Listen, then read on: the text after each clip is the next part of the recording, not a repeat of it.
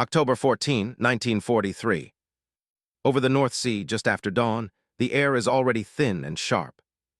At 06:20 hours, engines come alive on the hardstands of RAF Thorpe Abbots. One by one, B-17 flying fortresses roll forward. 4 Wright R-1820 engines per aircraft. 9 men inside each fuselage. 35,000 pounds of aluminum, fuel, ammunition, and expectation. The destination is Schweinfurt.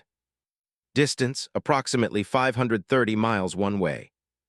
Target ball-bearing factories, critical to every German engine, tank, and aircraft. Opposition fully expected. The air crews know the numbers, they always do. The last deep strike against Schweinfurt in August cost 60 bombers. Today's mission is larger. 291 B-17s are scheduled to cross into Germany. Fighter escort will cover only part of the route. Beyond that, the bombers are on their own. Inside one fortress, the men strap in without ceremony. Oxygen masks are checked. Interphone cords are tested. Guns are charged. The secret weapon is not a device. It is geometry. Each aircraft locks into position, vertical separation measured in tens of feet, lateral spacing counted in wingspans. The combat box, overlapping fields of fire. 12.50 caliber machine guns per bomber, nearly 6,000 rounds of ammunition if fully loaded. The math says it works. The math also says many will not come back. By 08:30, the formations are over the English coast. By 09:00, they are climbing through broken clouds, engines straining to reach operational altitude. At 25,000 feet, the temperature drops to 40 degrees Fahrenheit. Frost forms instantly on exposed metal. Hydraulic fluid thickens. Fingers go numb inside heated gloves that only half work. The bombers cross the Dutch coast near Vlissingen. German radar has already seen them. Inside the Reich, telephones ring, orders move fast. Fighter Gruppen are scrambled from bases across western Germany. Messerschmitt Bf-109s, Focke-Wulf FW-190s, heavily armed, trained for one task. Break the boxes. Kill the bombers. The first contrails appear at 10:15 hours. Thin white scratches high above the formation. The Luftwaffe does not rush in. Not yet. They climb, they assemble, they wait for the bombers to commit. Inside the B-17, the interphone crackles. Bandits 11 o'clock high. The aircraft shudders as gunners swing their turrets. The Chin turret, still a relatively new addition, tracks upward. 2.50s slave together. Hydraulics whining as the gunner searches the sky ahead, the most dangerous direction of all. Head-on attacks. The Germans have learned that the fortress is weakest in the nose. A closing speed of over 600 miles per hour leaves only seconds to fire. One pass, no second chances. At 10:22, the first fighters come in. Short bursts, no wasted ammunition. Tracers snap past the cockpit windows, plexiglass crazes and splinters. The bomber holds formation, it has to. Breaking away invites death. A B-17 to the left takes hits in the wing root. Fuel vapor ignites. The aircraft drops out of the box trailing flame. Parachutes appear seconds later, too few. No one speaks about it. The sky fills with aircraft. German fighters attack in coordinated waves, head-on, then from the rear, then climbing underneath to rake the belly. Cannon shells thud into fuselages. Machine gun fire walks across control surfaces. Inside the fortress, the smell of burned powder mixes with oxygen. The gunners fire until barrels glow dull red, then pause, then fire again. Each burst is counted. Ammunition is finite. At 11:00 over western Germany, the attacks intensified. This is the danger window. No escorts. No clouds to hide in. One straight course to the target. The secret weapon does its work. Interlocking fire drives fighters off. One explodes in front of the formation, torn apart by converging streams of .50 caliber rounds. Another peels away trailing smoke, engine dead. But the Germans keep coming. By 11:40, the bombers are approaching Schweinfurt. Flak joins the fight, 88 mm shells detonating in precise black bursts set by time fuses. Each explosion throws jagged steel fragments outward at lethal velocity.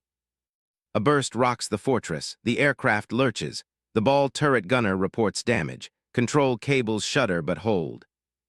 The bombardier crawls forward. The Norden bomb site is uncovered. Final checks are made. The formation tightens. Below them, the factories are visible now. Red roofs, rail lines, smoke stacks. The fighters press in harder, knowing this is their last chance before the bombs fall. The fortress stays in place, guns firing. Oxygen is running low, hands shaking with cold and fatigue. Hours of tension compress into minutes. The bomb run begins. Straight and level. No evasive action. Every second feels longer than the last. And in that frozen corridor of sky, between flak bursts and head-on attacks, the arithmetic of survival continues to grind forward, indifferent, relentless, as the formation commits itself fully to the target. The bombardier's voice cuts through the interphone. Bomb bay doors open. Hydraulic motors whine. The doors split apart beneath the fuselage and cold air floods the aircraft. The fortress shudders as drag increases. Airspeed bleeds off by several miles per hour. Formation spacing tightens dangerously. At 11:45 hours, flak density doubles. The Germans have measured the altitude. They have measured the speed. The bursts now appear exactly where the bombers will be, not where they are. Black clouds erupt at eye level. Each one is a controlled detonation of steel fragments traveling faster than rifle bullets. The sound is not a crack, but a deep, concussive thump that the crew feels through their bones. A shell detonates just off the right wing. Shrapnel punches through the outer panel. Fuel sprays, then stops, self-sealing tanks doing their job barely. The pilot holds the yoke steady. Hands locked. Jaw clenched. Breaking formation now would be fatal. Ahead, the lead aircraft maintains course. The entire box follows. Hundreds of bombers flying straight into the center of the Reich's industrial heart. German fighters surge again. They are closer now, too close. FW-190s come head-on, wings rocking slightly as pilots correct aim in the last seconds before firing.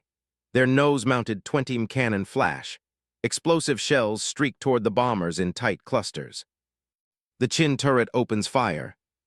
The gunner tracks one fighter dead center. He fires a 3-second burst, nearly 100 rounds gone in an instant. The fighter grows larger, then suddenly disintegrates.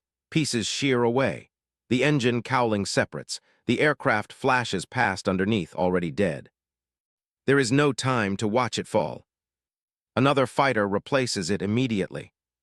The Germans are trading airplanes for bombers. They know math too. At 11:52, bombs begin to fall. From the lead elements first, then cascading backward through the formation. Thousands of pounds of high explosive drop away, each stick released with precise spacing. The aircraft leaps upward slightly as the load disappears. Below, Schweinfurt erupts. Factories vanish beneath rising columns of smoke and dust. Rail yards buckle. Roofs collapse inward. Secondary explosions ripple outward as stored materials ignite. The bombers do not linger. The moment the last bombs leave the racks, the formation begins a shallow turn to the west. This is the most dangerous moment of the mission. Bombers are lighter now, faster, but also scattered. Boxes stretch. Gaps open. The Germans exploit it instantly. Fresh fighters pour in from airfields further east. Some carry underwing rockets, heavy, inaccurate, but terrifying. One rocket streaks through the formation and detonates harmlessly below. Another explodes near a trailing aircraft, shredding its tail. The bomber spins, then breaks apart. Parachutes blossom, some do not. Inside the fortress, the waist gunners are nearly spent. Ammunition belts hang half-empty. Spent casings pile ankle-deep on the floor, rolling with every jolt of turbulence. The top turret reports a jam. The gunner slams the charging handle again and again, knuckles bleeding through his gloves. Finally, the weapon clears. "Back in action," he says, voice tight. At 12:10, flak begins to thin as the bombers move away from Schweinfurt. But the fighters remain relentless. They attack from the rear now, firing into engines, control surfaces, cockpit glass. One burst punches through the nose of the fortress. Plexiglass shatters inward. Fragments cut the navigator's face. He wipes blood from his eyes and keeps calling headings. Oxygen pressure fluctuates. A line has been nicked somewhere. Masks hiss louder. The crew checks their gauges, enough left but not much. The temperature inside the aircraft is still far below freezing. Sweat from exertion turns icy almost instantly. Muscles ache from hours of tension and recoil. At 12:30, the bombers crossed back toward western Germany. They should be safer here. They are not. The Luftwaffe commits everything it has left. Coordinated attacks hit the rear of the stream, targeting damaged aircraft that cannot maintain speed. One by one, fortresses fall behind, then vanish in smoke and fire. The fortress takes another hit. This time it is serious. A cannon shell explodes near the left engine. Oil pressure drops to zero. The propeller feathers automatically, blades turning edge-on to the wind. The aircraft yaws violently. The pilot compensates with rudder and trim, fighting asymmetrical thrust. "Engine out," he says. The fortress is slower now. The formation begins to pull away. The secret weapon depends on proximity, on overlapping fire, on numbers. Alone, a B-17 is just an airplane. Fighters sense weakness immediately. They converge 4 at a time, then 6. The gunners fire in controlled bursts, but ammunition is running low. Each decision matters now: shoot or hold, chase or wait. At 12:47, another engine takes damage. It still runs, but rough. Oil temperature climbing. Vibration creeping into the airframe. The pilot faces a calculation. Stay with the formation and risk falling behind anyway. Or drop altitude, lose speed, and become a clear target. He chooses neither. He holds a course. The fortress lags just enough to draw attention, but not enough to be isolated completely. Fighters dart in, fire, break away. One is hit, another escapes. Minutes stretch. At 13:05, clouds appear ahead, not thick but enough to disrupt visibility. The formation descends slightly, slipping into broken cover. German attacks finally begin to slacken. Fuel is running low for both sides.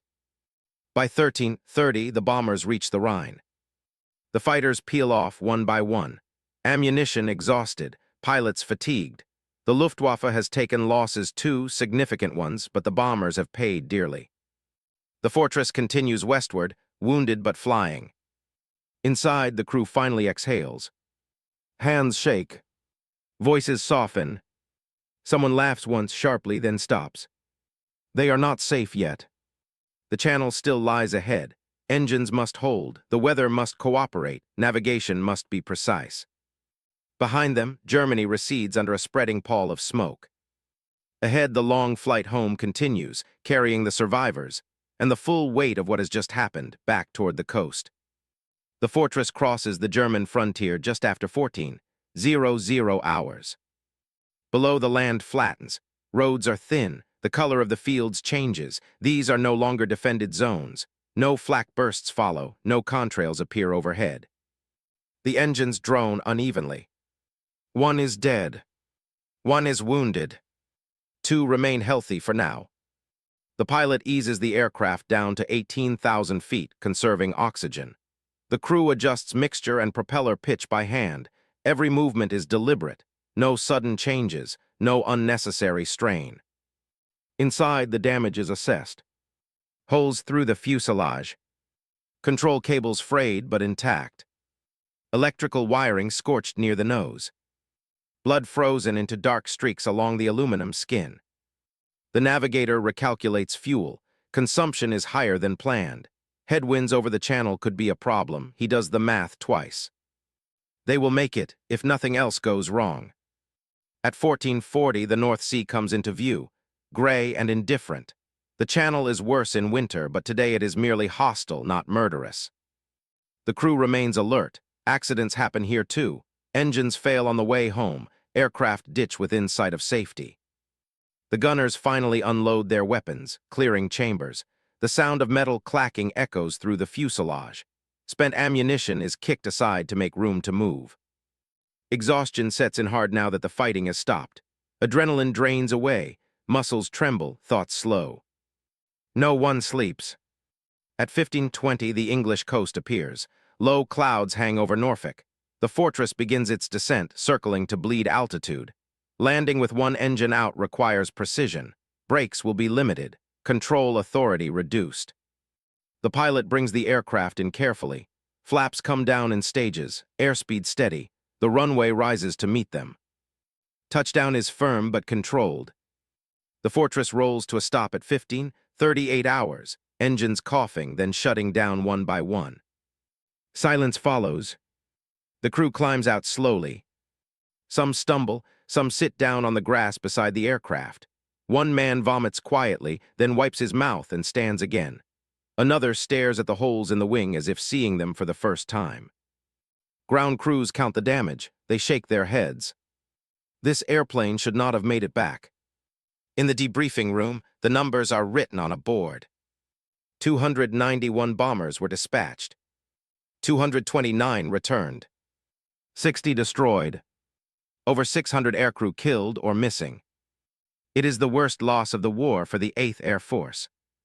Schweinfurt's factories are damaged, badly, but not destroyed. Production will resume within weeks. The cost-benefit balance is suddenly impossible to ignore. The secret weapon, the tight formation, the overlapping guns, has worked tactically. German fighters have suffered heavy losses. Head-on attacks are no longer cheap. But the strategic cost is too high. No amount of courage alters the arithmetic. In the days that follow, the surviving crews sleep for 12 hours at a time. Letters are written. Names are checked and rechecked against lists. Empty bunks remain empty. The damaged fortress is repaired, then returned to service. Another crew will fly it. The war does not pause for sentiment. High command makes decisions. Deep penetration daylight bombing will be suspended until long-range escort fighters are available. The bomber will no longer go alone. The math has spoken again. October 14, 1943 became known simply as Black Thursday. It marks the limit of what unescorted bombers can endure. It accelerates the deployment of long-range fighters. It reshapes American air strategy over Europe. The men who flew that day do not speak in abstractions.